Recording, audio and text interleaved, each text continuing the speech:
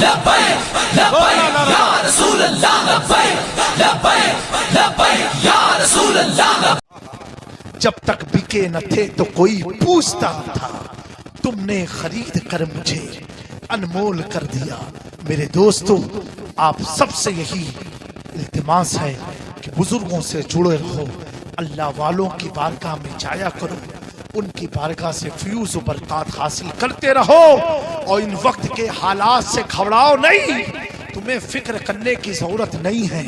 اتنا یاد رکھنا، اتنا یاد رکھنا، جب ظلم شباب پر ہوتا ہے، ایک ہم دیکھتے ہیں کتنا ہائی ہے، ایک اللہ کے نزدیک جب شباب پر ظلم ہوتا ہے، مجھے تو ابھی محسوس نہیں ہو رہا کہ کوئی ظلم ہو رہا ہے. میں تو سمجھ رہا ہوں انہیں بیٹھایا ہی اس لیے گیا ہے تاکہ ہم اپنی مسجدوں کو آباد کریں. انہیں بیٹھایا ہی اس لیے گیا ہے تاکہ ہم اپنے علماء اور بزرگوں سے قریب ہو جائیں. انہیں بیٹھایا ہی اس لیے گیا ہے تاکہ ہم آپس میں متحد ہو جائیں. اچھا، متحد ہونے کی بات پر اور واضح کر لوں، ہمارا اتحاد ہر مسلمان سے نہیں ہو سکتا، مر جائیں گے تنہائی میں، نہیں ہو سکتا. ہمارا اتحاد صرف اسی سے ہو سکتا ہے جس کا یہ عقیدہ ہو، جہاں پانی عطا کر دے، بھری جنت ہبا کر دے، نبی مختار کل ہے، جسے جو چاہے عطا کر لے. جس کا عقیدہ حضور کے لیے مختار ہے، وہ ہمارے سینے کا تاجدار ہے. واہ واہ واہ واہ.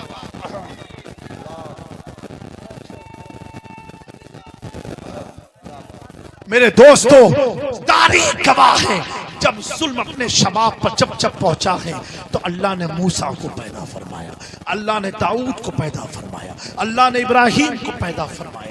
اور جب ظلم اور شباب پر آیا، اللہ نے اپنے آخری نبی کو پیدا فرمایا. نبی کی ظاہری زندگی کے 60 سال کے بعد جب ظلم اور شباب پر آیا تو اللہ نے اسی نبی کے خون میں سے ایک بیٹا حسین کا انتخاب کیا، اور جس حسین نے 72 کو لے کر کے 22,000 کی داستان کا خاتمہ کر دیا، وہ حسین کی شہادت ایسی شہادت ہوئی کہ ہمارے بھارت کا راشٹر پتا یعنی گاندھی جی کہتے ہیں، اگر حسین جیسے 72 سپاہی میرے پاس آ جائے تو میں 24 گھنٹے میں انگریزوں کی غلامی سے بھارت کو آزاد کروں.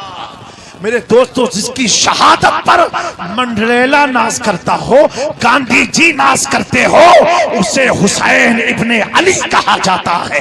پھر جب ظلم بھارت کی دھرتی پر شباب پر آیا تو اللہ نے خواجہ کریم نواز کو بھیجا.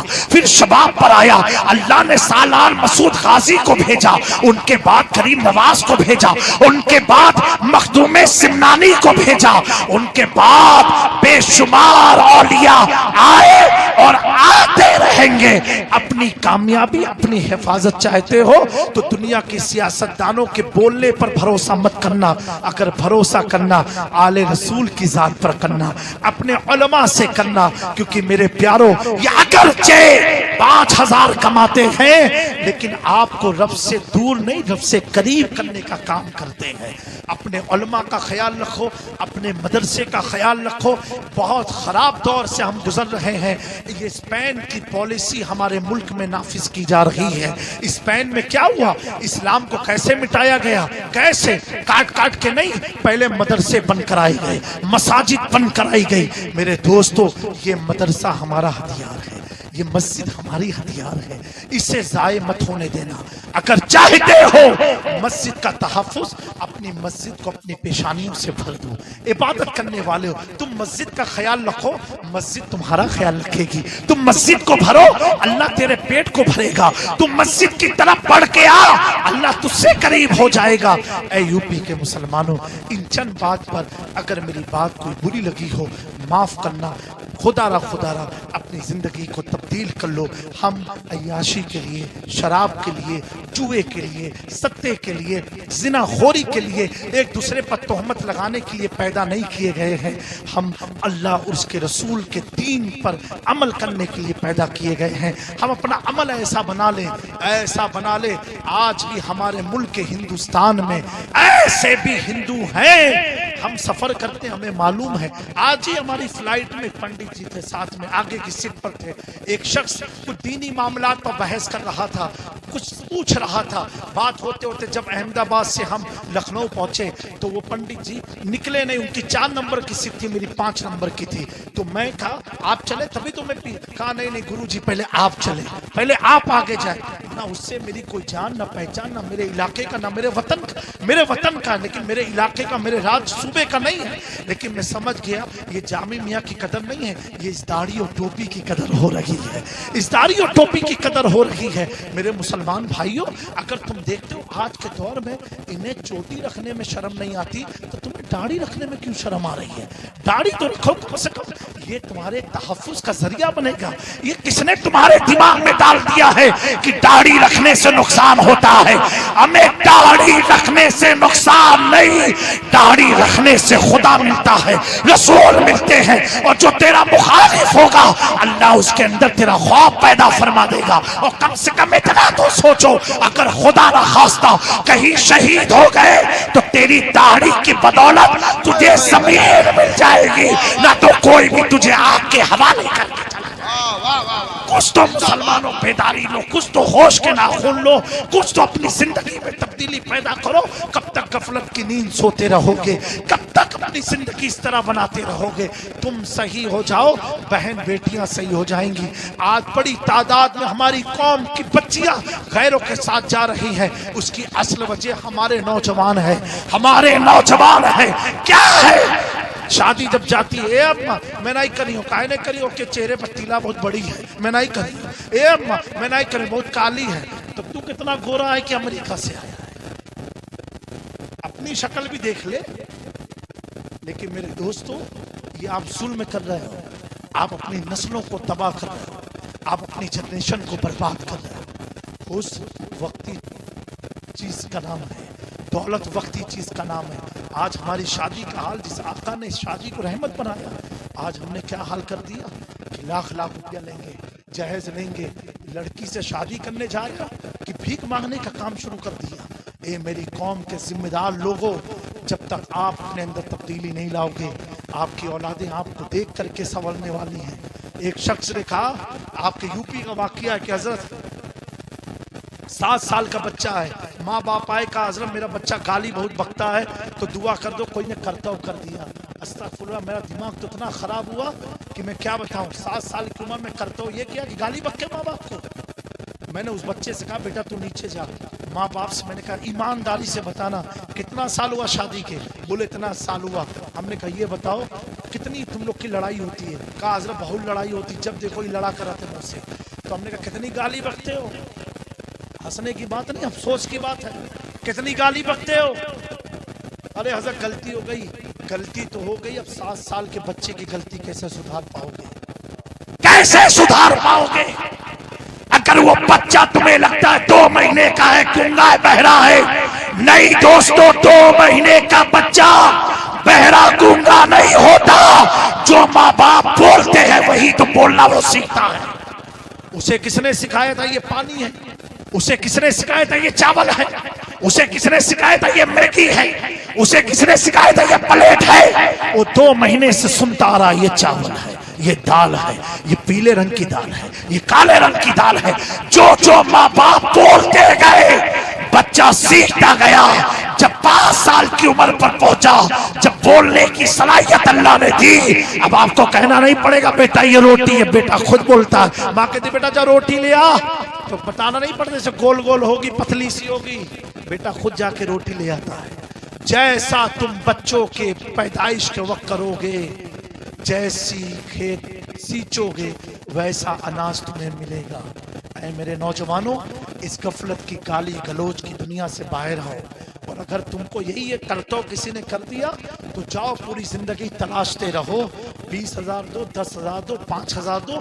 جب لٹا جاؤ گے تو کچھوچا یاد آئے گا, چلو مختوم صاحب میں علاج کرا دیتے ہیں. یہ قوم کا حال ہے.